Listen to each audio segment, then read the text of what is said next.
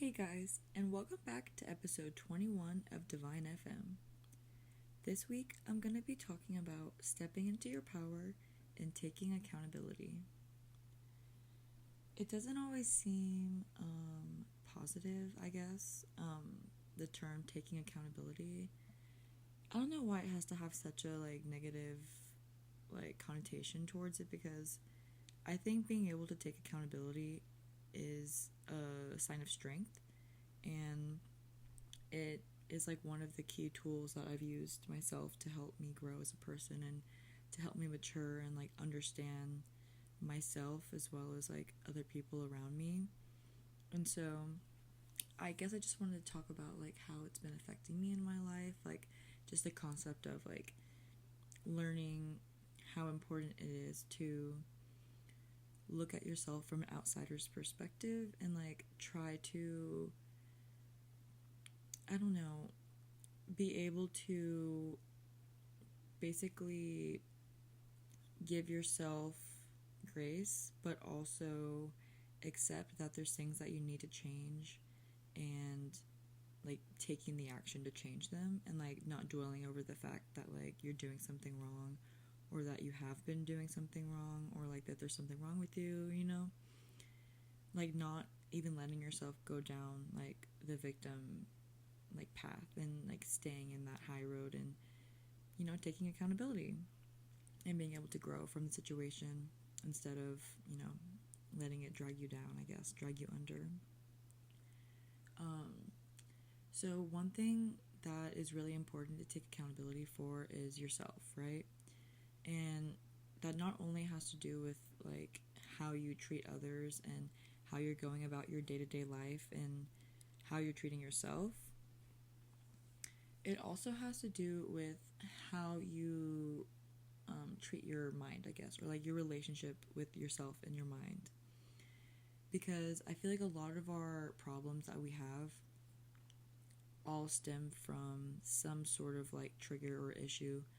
A lot of them come from our childhood, or just something that would be borderline, you would say, traumatic, or something that affects you deep down, and that lingers over multiple parts of your life. I feel one of the most important things to be able to do, to be able to grow as a person truly, is to be able to take accountability for those things that trigger you deep down in your soul and your heart. Because if you're able to sit with yourself and have that kind of relationship with yourself where you're not gonna be scared to go down those roads of what triggers you, you'll be able to sit in those thoughts and still give yourself grace to be able to really figure out what is the root of the problem. And whenever you're in those states of your body's probably in fight or flight, whenever you're thinking of things that trigger you, or you are in those headspaces of there's something wrong with me, how am I going to change it? I don't have the tools to change it, this is just the way I am, I hate myself. There's so many ways you can go about handling triggers or things that that you would like to take accountability for, but maybe you feel ashamed, or you feel you're just not strong enough, or you're not worth the thing that you want, but for some reason you feel you're not good enough. There's so many things that could feel stronger than yourself, and you feel you're not strong enough to overpower those things, that you just feel they're a part of your personality forever.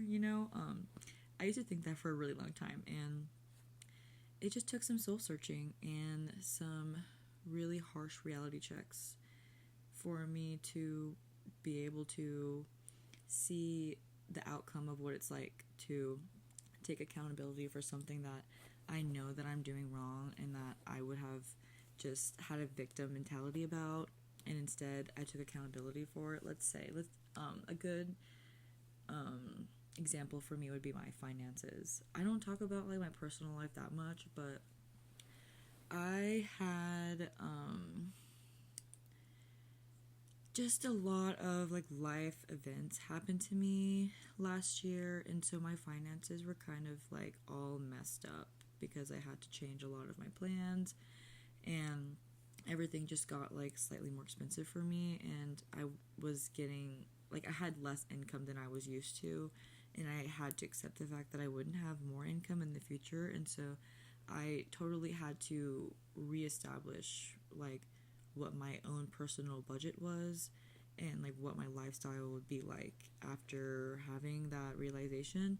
But it took me a while to to come to that realization. Don't get me wrong. Like I am not in like tremendous debt, but like I'm in enough debt for me to have an active budget and for me to actively be seeking like sources of income that's not just my 8 to 5. And I feel like it was really really hard for me to be able to accept the fact that I love to shop and like I love spending money on things that I like, but I would tell myself that just because I like spending money doesn't mean I have a shopping addiction, because I am very particular about the things that I purchase. But like it just so happens to be that the things that I purchase tend to be like more expensive, and so that falls under me like spending money like that I shouldn't be spending and should instead be putting into my savings account, because I have like lots of goals for my life that, you know, are much more important than like temporary pleasure that you get from shopping and stuff. And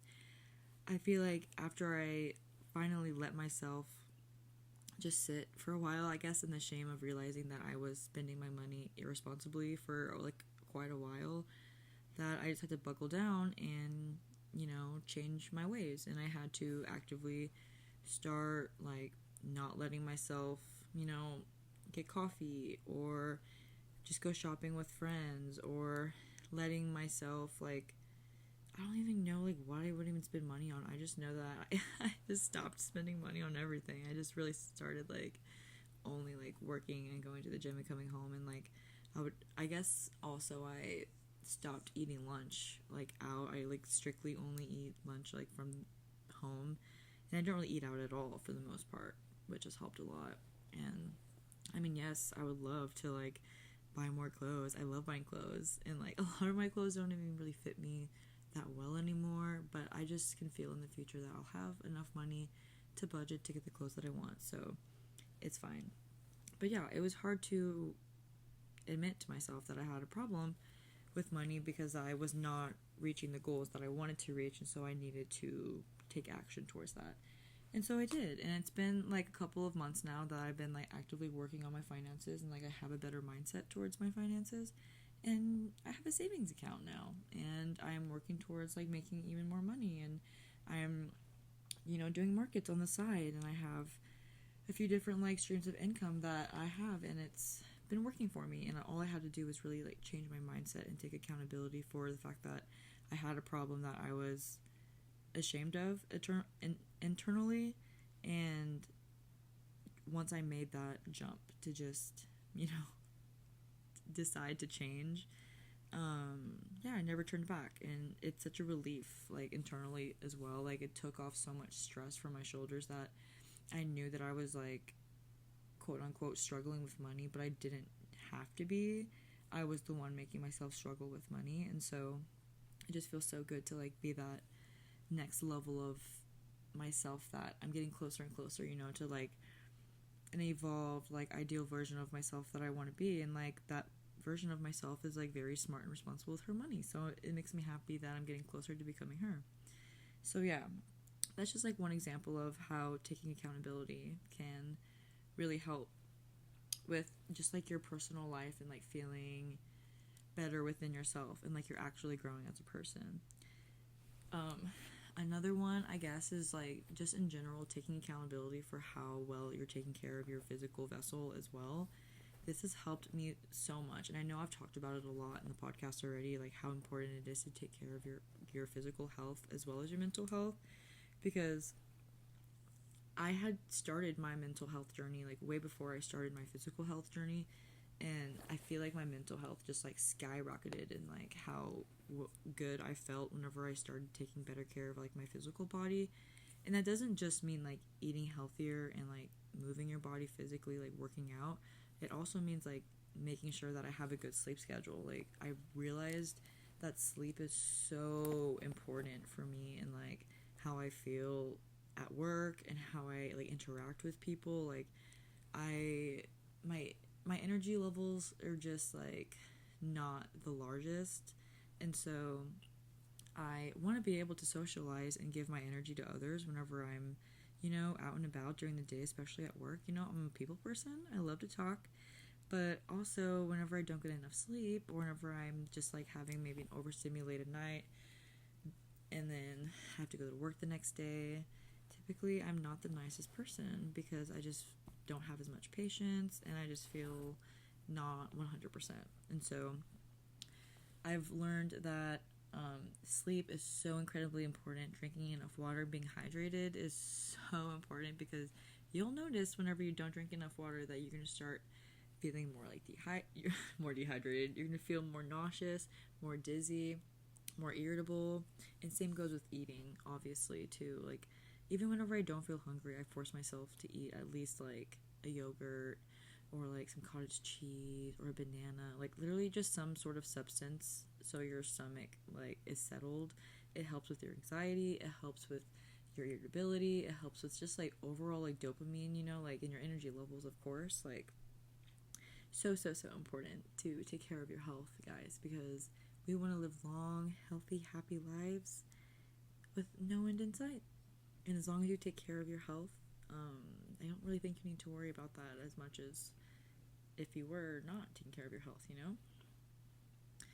And I guess my last little point for taking accountability will, of course, be taking accountability for how we are treating the people in our lives and how we are prioritizing the people in our lives. Because, yes, we are important, but the people in our lives are also important because we wouldn't be anywhere without, our soul families, without our friends, our family, our loved ones, the people who lift us up and support us, We have to remember to maintain our relationships, at least your like tight-knit, close relationships that you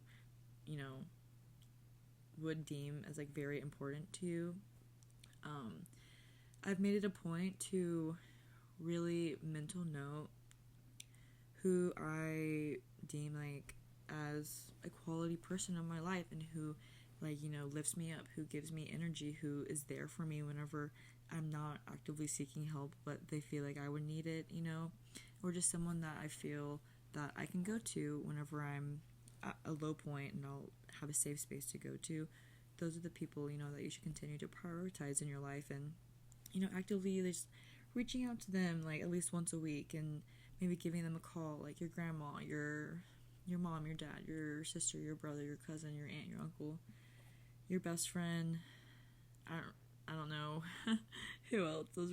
That's basically it, I guess. Maybe like I don't know. I guess that's basically it. But yeah, just making sure that you are also putting in enough energy and effort into the people in your life that they're giving into you, so you can have that like peace of mind that happy wife, happy life, but that is to be put with everyone in your life as well, because it sucks to be alone, and so prioritizing the people that make you feel less alone in turn makes you feel less alone. Reminds you that you have people around you who love you and prioritize you. And I feel like the more effort and love you put into others, if they're meant to be in your life and they love you the same, then they'll be more motivated they'll be more motivated to put that same amount of love and effort into you. So what comes around goes around. So I guess that's all I really have to say. I hope you guys have an amazing week. It's really good to be back. I always miss the podcast. I always get a little bit nervous before I record, but it's nice to just talk these feelings out, because usually it's just some sort of like overarching feeling that I feel like in the past week, and it just comes to me right before I record the podcast. I'm like, what is it about this past week, about this past couple of days that really has spoken to me, really has like made me think?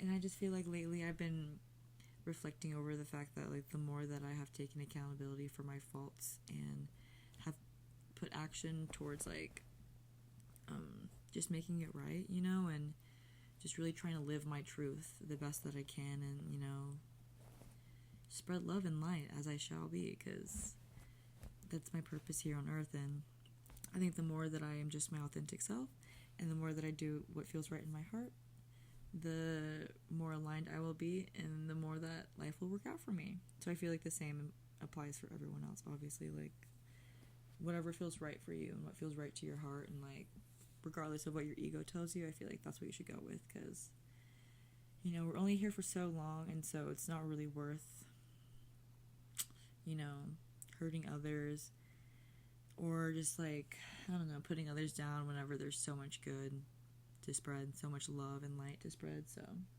that's just my 2 cents. I hope you guys have a great week, and yeah, I'll see you next week on Divine FM. Bye, guys.